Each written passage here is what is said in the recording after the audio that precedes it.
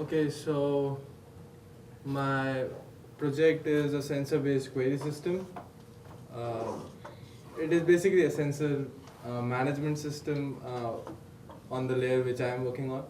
So my name is Karandeep Johar and I am from BITS Pilani, India. And I am interning with Professor Sharad here. I'm also working with a PhD student, Leanne. So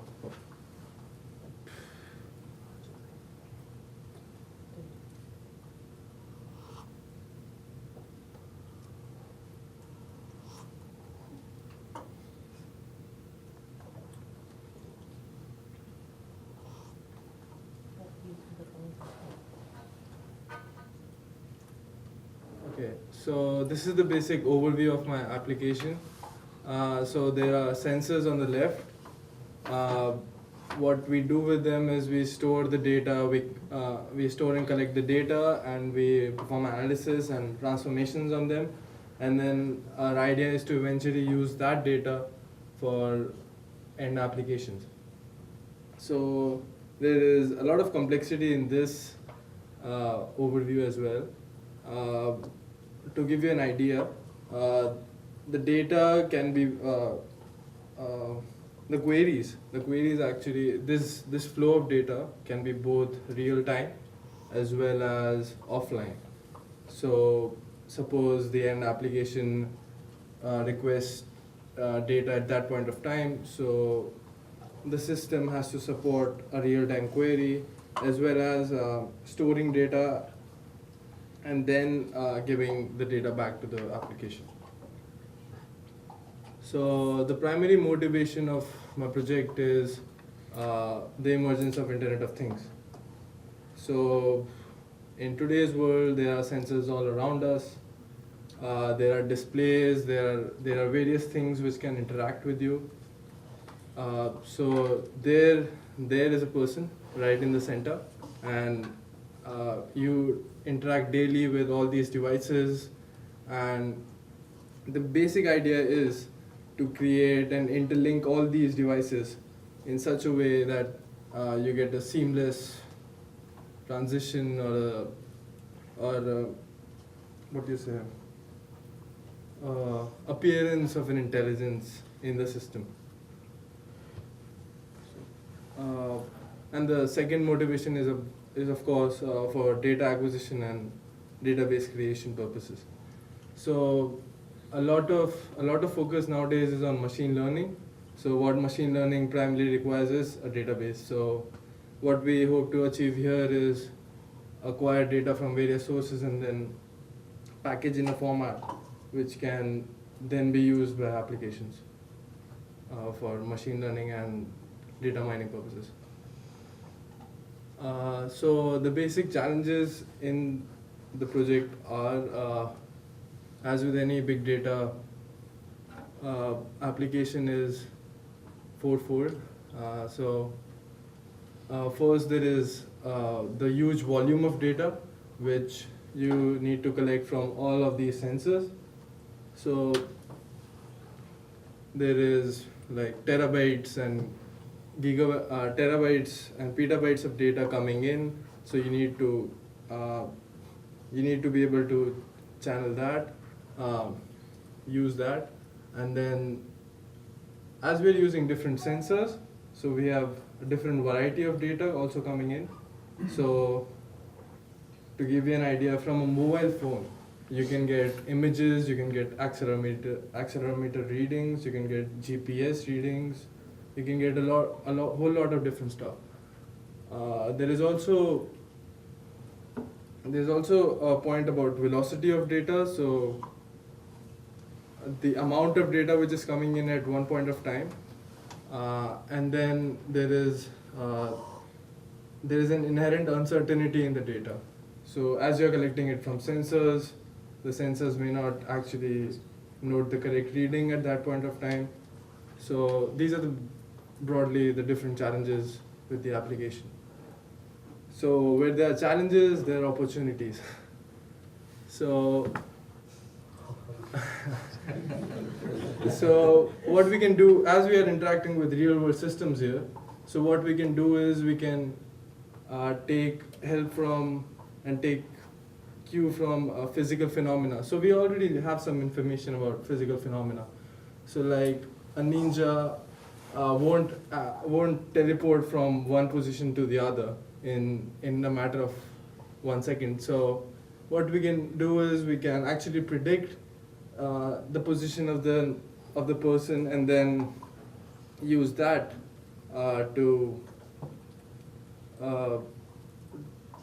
reduce the number of queries and performance of the system. So additionally, different applications here in my system, which may be built on the top of the system, may have different requirements of precision and accuracy of the data. So some applications may not require that precision and accuracy which other applications may require. So the idea is to use this as well.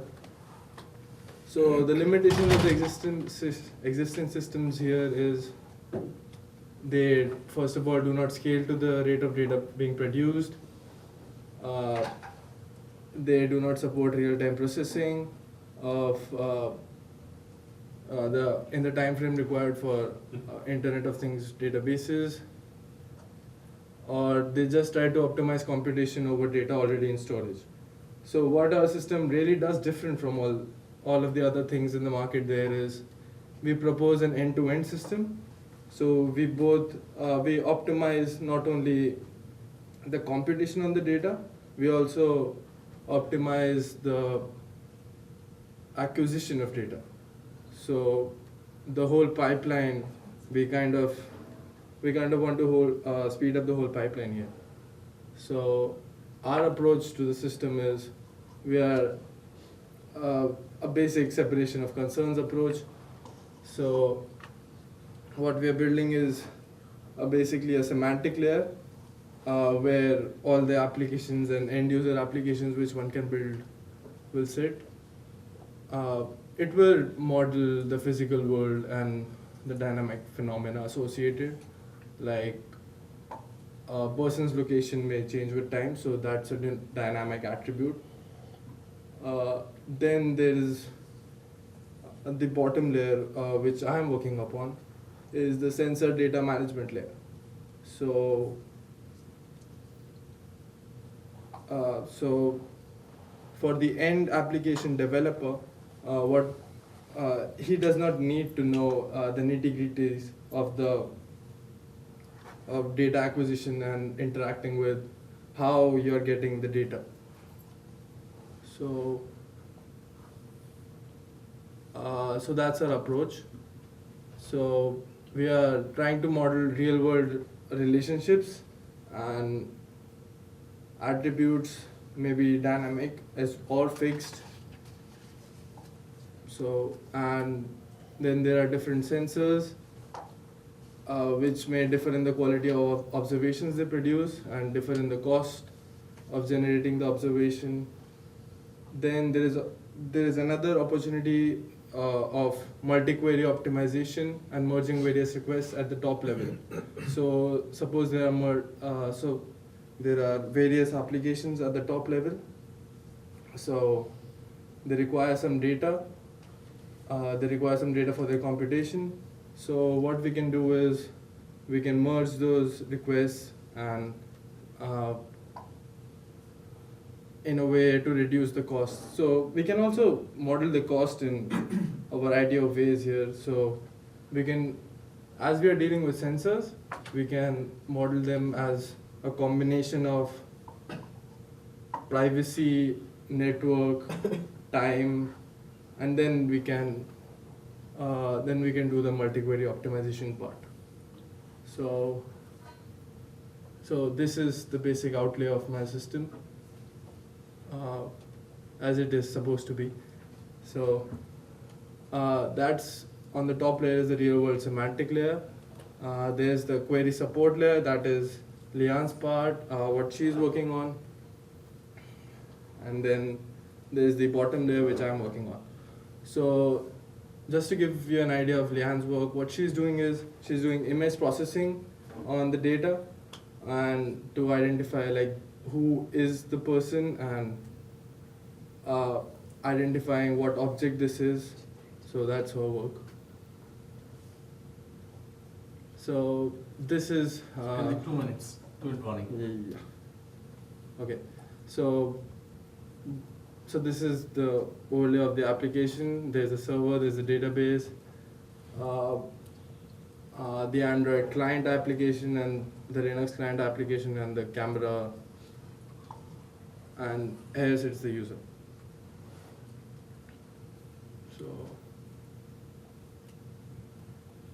So I'll just I'll give you a demo later, but this is just to give you an idea of the system. So you can request an image or a video from all the cameras installed in the Donald Brin Hall. So you can do that, and then you can also request data from your Android machine. So I'd done this to give you an idea of the different networking protocols which we also do. So so for cameras, we have an HTTP GET request. For Android, we are dealing with an altogether different service offered by Google. So, and for Linux, then there is another protocol which you can devise. So that's just the screenshots of the Android application, and that's of the Linux application. Yeah. So that's it.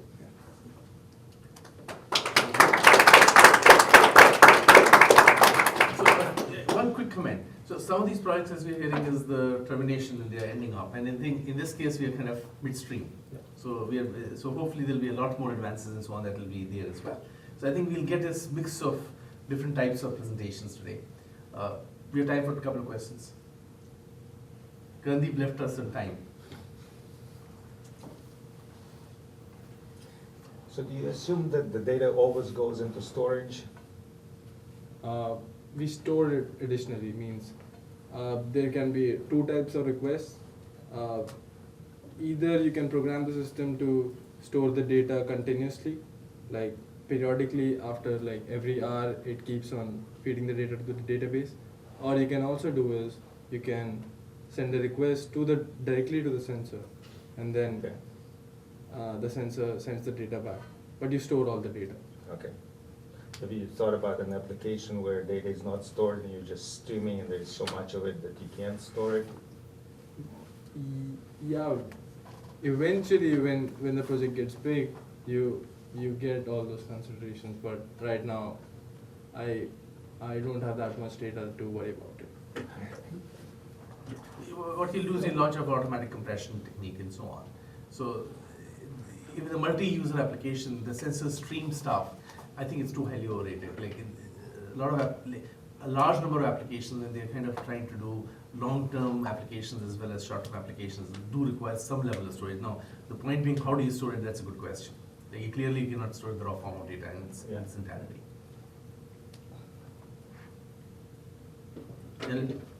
Your question? Yeah. So a thought that extending on this thought of long-term usage of the data. There's obviously ways of compressing it, storing it in a compressed format for, on the database, within the database itself, perhaps, etc. But there's also this longer-term issue of archival. So I may be interested in data from last year because I'm observing something now. Yeah. Right?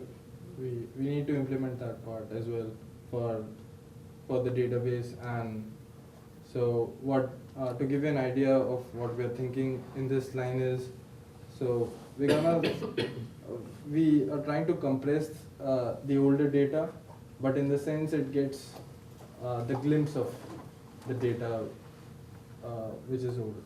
So as you go older, there will be fewer data sets, means there will be fewer data entries in the database, but you kind of get the gist of what happened. I see. So there's a trade-off there between Yeah. how much information you are likely to Yes, lose versus. So one quick further comment. So nice presentation. I think you kind of captured the sense of what you're trying to go towards. So it's done well, in my opinion. I think it's an example of a style of research which is, at least in systems area, is sometimes lost and sometimes not. But your project kind of shows that that's not lost in some sense. This whole aspect of building something, right? So that the harder, deeper challenges which kind of come inside, they become apparent and they get solved a bit later at the next level. That is a style of research which is kind of getting, people who do system research, this is absolutely their style. Basically, the advantages that your problems and the difficult technical challenges you solve are rooted in reality in that sense. So it's a nice to see an exemplification or something like that. Okay, next.